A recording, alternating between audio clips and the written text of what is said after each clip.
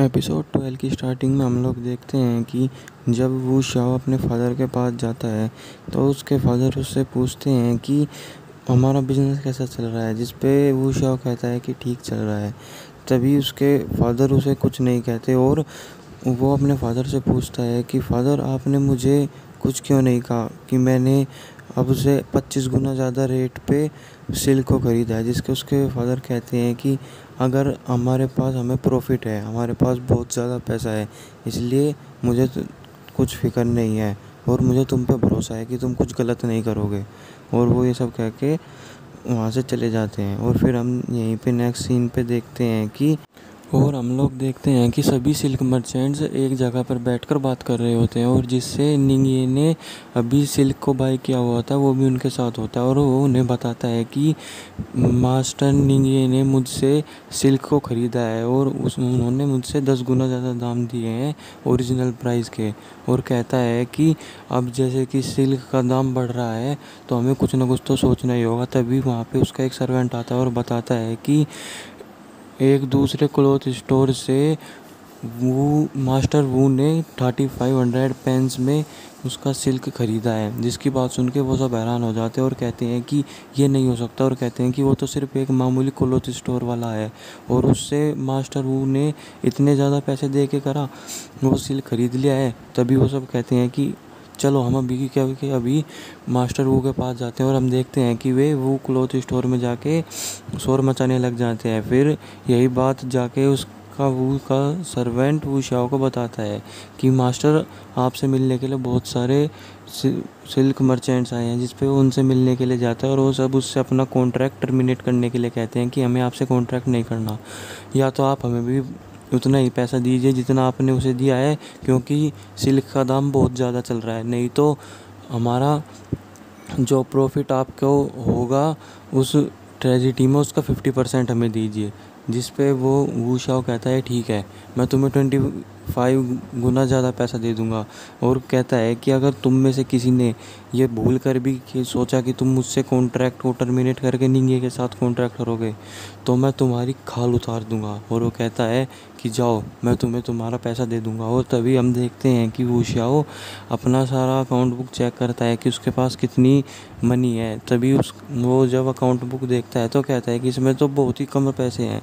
तभी उसका अकाउंटेंट बताता है कि मास्टर, ये सारे पैसे जो है वो खर्च हो गए हैं, क्योंकि जो कमांडेंट शोंग है हमने उन्हें भी कुछ पैसे दिए हैं जिससे कि वो सिर्फ वो ट्रेजिडी हमारे साथ ही करे, यानी कि हमने उन्हें कुछ रिश्वत दिया। जिस पे फिर हम यहीं पे सीन शिफ्ट होता है और देखते हैं कि वू शाओ एक इलीगल प्राइवेट बैंक में गया है जिससे निंगे ने भी पैसे उधार लिए होते हैं। और जब वो अंदर जाता है तो उसका सर्वेंट कहता है कि यंग मास्टर, हमें यहाँ पे नहीं जाना चाहिए, ये जगह तो देखने में अच्छी नहीं लग रही। और वो हम देखते हैं कि वहाँ पे वो किसी को पीट रहा होता है, उस बैंक का ओनर, क्योंकि उसने उसका उधार वापस नहीं दिया होता। तभी वो पीछे से कहता है कि यंग मास्टर वू, आप यहाँ पे क्या कर रहे हैं। तभी वू शाओ से कहता है कि मैं यहाँ पे कुछ पैसे लेने के लिए आया हूँ। वो कहता है कि मुझे 20,000 पेंस की ज़रूरत है, क्या आप मुझे वो दे सकते हैं। जिस पे वो कहता है कि हाँ हाँ, मैं आपको क्यों नहीं दे सकता। और कहता है कि निंगे सोचता है कि क्यों वो आपसे कंपटीशन कर लेगा, और कहता है कि उसकी कोई औकात भी नहीं है आपसे कंपटीशन करने की। और तभी वो उन्हें पैसे ला के दे देता है। और तभी वो वू शाओ से पूछता है कि आप ये कितने दिनों में दे देंगे यंग मास्टर। तभी वो कहता है कि सिर्फ 1 महीने में मैं आपका सारा का सारा पैसा दे दूँगा और बहुत ही ज़्यादा ब्याज भी दूंगा। जिस पे वो वहाँ से पैसा लेके चला जाता है। और हम देखते हैं कि सू तेनर का कज़न अपने फादर के पास आता है और उन्हें बताता है कि वो शाओ के पास अभी जो कैश है वो ख़त्म हो गया है, इसलिए वो अभी पैसे उसने एक इलीगल बैंक से उधार लिए हैं। और वो अपने फादर को कहता है कि क्यों ना हम भी वू शाओ की मदद करें और उसके बदले में जो ट्रेजिडी में फ़ायदा होगा उसमें कुछ % ले लें। जिस पे उसके फादर कहते हैं कि इसमें तो कोई रिस्क तो नहीं है। जिस पे वो कहता है कि फादर, अगर हम ऐसे ही बैठे रहेंगे तो क्या होगा, हमें कुछ प्रॉफिट भी नहीं होगा और सारा प्रॉफिट फिर सू फैमिली लेके चली जाएगी। और तभी उसके फादर तैयार हो जाते हैं। और फिर हम देखते हैं कि वू शाओ एक जगह बैठा हुआ अपने घर में बैठा हुआ होता है। तभी वहाँ पे उसका सर्वेंट आता है उसके लिए चाय लेके। तभी वू शाओ उसका हाथ पकड़ के मोड़ देता है और उसे कहता है कि मुझे पता है कि ये सारी इन्फॉर्मेशन मेरे फादर को तुमने ही दी है कि मैंने इलीगल बैंक से मनी लिया है। और वो कहता है कि भले तुम मेरे साथ इतने सालों से हो, पर मेरी सारी बात मेरे फादर को जाके बताते हो। और वो उसे आखिरी वार्निंग देता है कि आगे से ये बात मेरे फादर को मत बताना, समझ गए। और तभी उसे पता चलता है कि वहाँ पे सू तैनर का कज़न आया हुआ है उससे मिलने के लिए।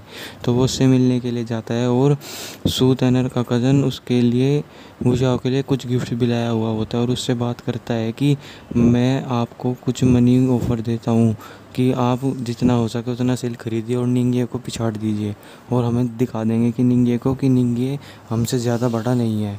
और तभी वो वुशाओ को कुछ गोल्ड्स देता है, जिस पे वुशाओ पहले तो लेने से मना कर देता है, लेकिन फिर वो उससे वो ले लेता है उसके कहने पे। और तभी सुल्तान का कज़न वुशाओ को कहता है कि हमें बदले में सिर्फ उस ट्रेजेडी का 10% प्रॉफिट ही चाहिए, जिस पे वुशाओ भी तैयार हो जाता है।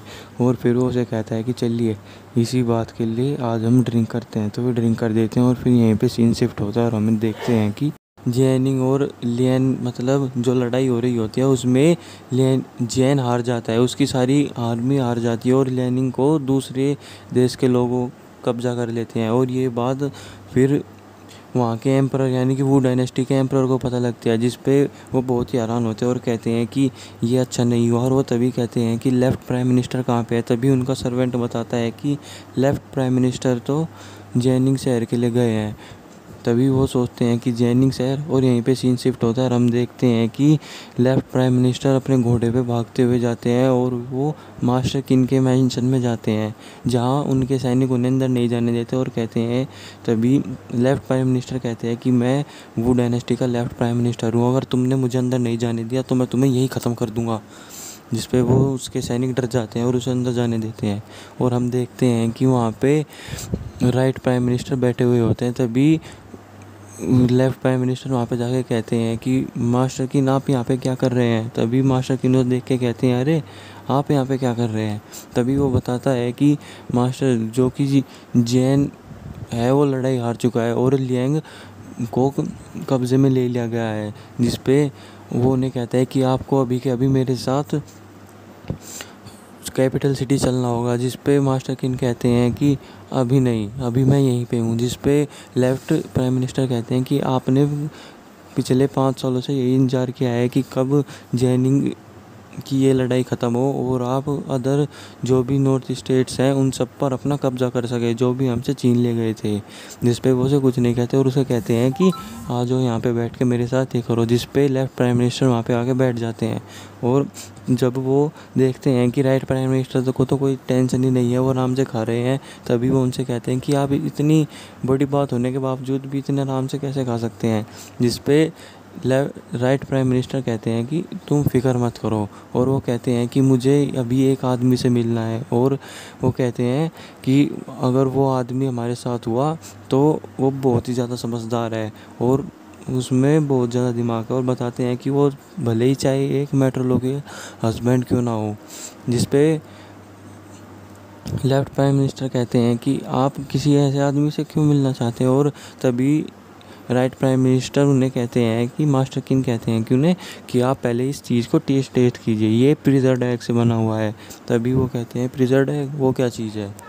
और फिर लेफ़्ट प्राइम मिनिस्टर उस डिश को टेस्ट करते हैं और कहते हैं कि ये तो बहुत ज़्यादा अच्छी है। और वो कहते हैं कि तो क्या उस आदमी को लेने के लिए मैं अभी भी अपने लोगों को भेजता हूँ। जिस पे मास्टर किन कहते हैं कि मैंने पहले ही लोगों को उसे लेने के लिए भेज दिया है।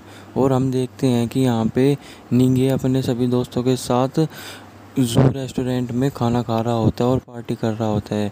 और वो उन्हें बताता है कि अभी अभी बस सू तैनर भी आने वाली होती है। जिस पे उसके सभी दोस्त कहते हैं कि तुम्हारा और सू तैनर का रिलेशनशिप बहुत अच्छा है, भले ही चाहे तुम एक मैट्री लोकल हस्बैंड हो, पर तुम दोनों का रिलेशनशिप बहुत ज़्यादा अच्छा है। और वो सभी ये कह के उसे टोंट भी मार रहे होते हैं कि मग तुम दोनों एक दूसरे से कितना प्यार करते हो। तभी वो निंगी मिस नी से पूछता है कि मिस नी ज़ू रेस्टोरेंट कैसा चल रहा है। जिस पे मिस नी कहती है कि ये तो बहुत अच्छा चल रहा है। तभी वहीं पे जब वो सब ऐसे ही इंजॉय तरह के बात कर रहे होते हैं, तभी वहाँ पे 2 आदमी आते हैं और तभी वो कहते हैं कि यहाँ पे निंगे कौन है। तभी निंगे उन्हें देखता है और उनकी ड्रेस को देखता है, जिस पे निंगे कुछ उन्हें नहीं कहता। और तभी वो कहता है कि मैं हूँ निंगे। और वो दोनों उसके पास आते हैं। तभी उसके सभी दोस्त खड़े हो जाते हैं और कहते हैं कि नहीं नहीं, इसे कहीं पे मत लेकर जाइए, आप ऐसे नहीं कर सकते। जिस पे निंगे कहता है कि तुम लोग फिक्र मत करो, मुझे कुछ नहीं होगा, और वो उनके साथ चला जाता है। और फिर हम देखते हैं कि निंगे को वो लोग मास्टर किन के मैंशन में लेके जाते हैं। और जब निंगे मास्टर किन के कमरे के बाहर होता है तो वो कहता है, और फिर हम देखते हैं ज़ू रेस्टोरेंट में मिस नी बाहर आती है और तभी वो पूछती हैं कि क्या हुआ। तभी उस निंगे के सारे दोस्त उन्हें बताते हैं कि निंगे को कुछ ऑफिशियल्स लेके गए हैं और पूछते हैं कि क्या निंगे ने किसी ऑफिशियल को फिर से कुछ बुरा भला कह दिया है। जिस पे वो कुछ नहीं कहती और तभी वहाँ पे सूतैनर आती है और वो उन्हें कह रही होती है कि मुझे माफ़ करना, मुझे आने में थोड़ी देर हो गई क्योंकि अब मुझे कुछ काम था। तभी वो सभी उसे बताते हैं कि निंगे को तो अभी अभी कुछ ऑफिशियल्स अपने साथ लेके चले गए हैं। जिस पे सूतैनर कहती हैं, ऑफिशियल, उसने उनके साथ क्या किया? जिस पे वो कहते हैं कि हमें नहीं पता। तभी सूतैनर वहाँ से एक चाकू लेके चली जाती है और हम देख कि सूतैनर जल्दी जल्दी में गलती में दूसरी डायरेक्शन में चली जाती है। तभी निंगे के सारे दोस्त कहते हैं कि सिस्टर इन लॉ, आप गलत डायरेक्शन में चली गई है। और फिर वो वहाँ से दूसरी डायरेक्शन में होकर वहाँ से चली जाती है कि तुमने मुझे यहाँ पे क्यों बुलाया? मुझे लगता है अगर तुमने मुझे यहाँ पे बुलाया है तो ज़रूर कोई ना कोई काम होगा। जिस पे तभी वहाँ पे मास्टर किन आते हैं और जिसे देख के वो बहुत खुश होता है और उन्हें बताता है। तभी मास्टर किन उन्हें बताते हैं कि मैं जैन पूरे वू डायनेस्टी का राइट प्राइम मिनिस्टर हूँ। जिस पे निंगे कहता है कि मास्टर किन, मुझे लगता तो था कि आपका बहुत ही ऊंचा स्टेटस है, पर मुझे ये नहीं पता था कि आप प्राइम मिनिस्टर हैं। जिस पे मास्टर किन उससे पूछते हैं कि क्या तुम्हें यहाँ आने में डर नहीं लगा? जिस पे निंगे कहता है कि नहीं नहीं, मुझे यहाँ आने में कोई डर नहीं लगा। और हम देखते हैं कि जब निंगे और मास्टर किन आपस में बात कर रहे होते हैं तभी वहाँ पे सूतैनर आ जाती है। और जब मास्टर किन के सैनिक उससे सूतैनर को रोक रहे होते हैं तो वो हनी हनी चिल्लाने लग जाती है। जिस पे निंगे कहता है कि सूतैनर, तुम यहाँ पे क्या कर रही हो? जिस पे वो उन सभी सैनिकों को कहती है कि हटो मेरे रास्ते से, मुझे यहाँ पे अपने हस्बैंड को बचाना है। जिसे ये सब देख के मास्टर किन भी हंस रहे होते हैं और वो कहते हैं कि इसे अंदर आने दो। तभी सूतैनर अंदर आ जाती है और वो निंगे के आगे खड़े हो जाती है उसे प्रोटेक्ट करने के लिए। तभी निंगे उसे कहता है कि उसके कान में कहता है कि सूतैनर, तुम अभी थोड़ा सा एम्बैरस होगी। जिस पे सूतैनर उससे पूछती है बहुत ही धीमी आवाज़ में कि क्या तुम्हें यहाँ पे कोई ख़तरा नहीं है? जिस पे निंगे कहता है नहीं।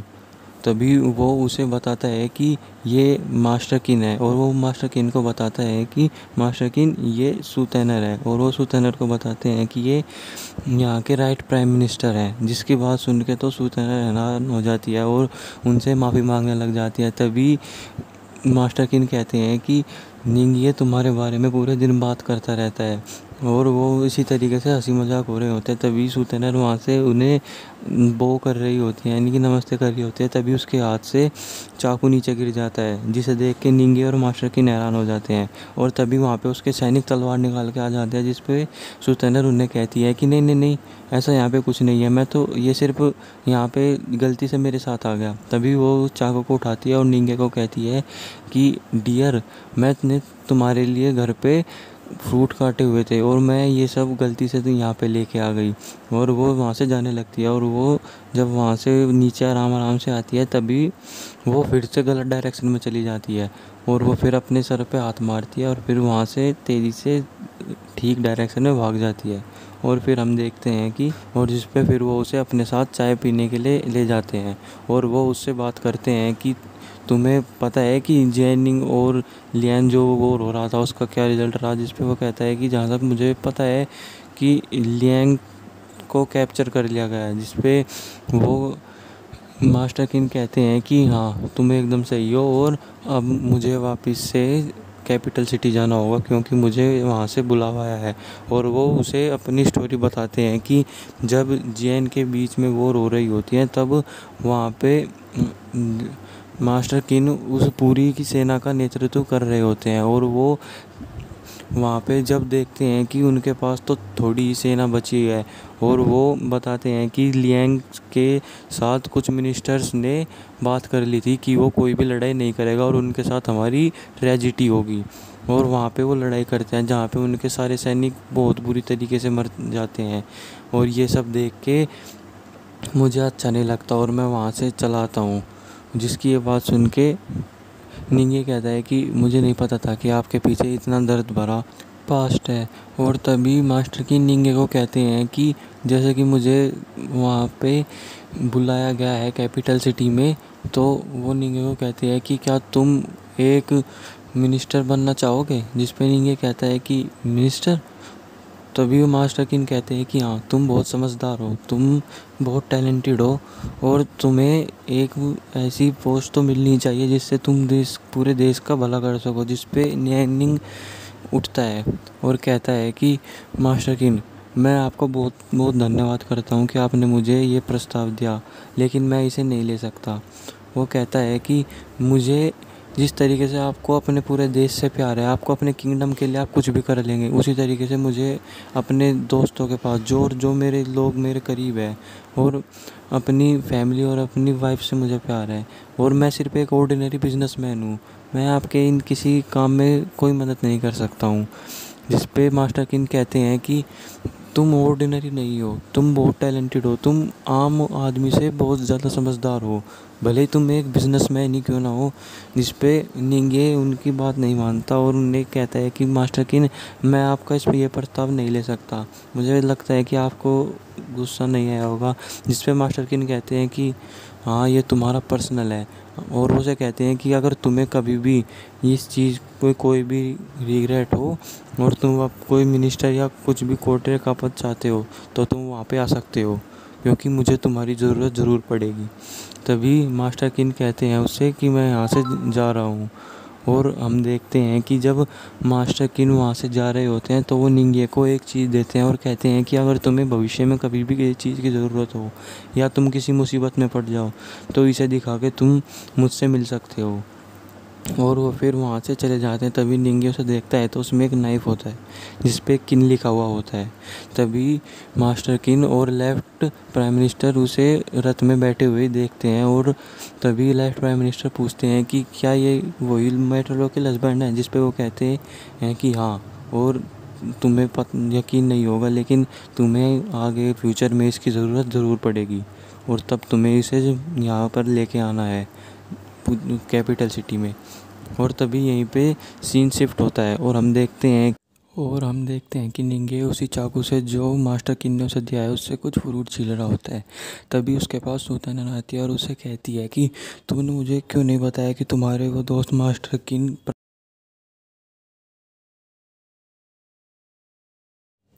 प्राइम मिनिस्टर है। जिस पे निंगी कहता है कि मुझे खुद ये नहीं पता था, जब मैं उनसे पहली बार मिला तो वो मुझे चेस खेलते हुए दिखे थे तो उन्होंने मुझे बुलाया, मैं भी उनके साथ चेस खेलने लगा।